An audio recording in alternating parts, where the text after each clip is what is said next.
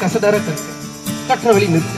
ஓரறிவு முதல் ஆறறிவு உயிரினம் வரையிலே உணர்ந்திடும் உடலமைப்பை பகுத்து கூறும்.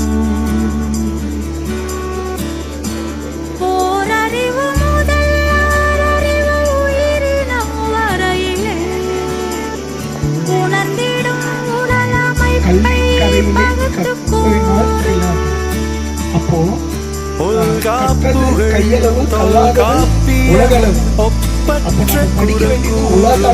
பண்பாடு கைவிடக்கூடாது.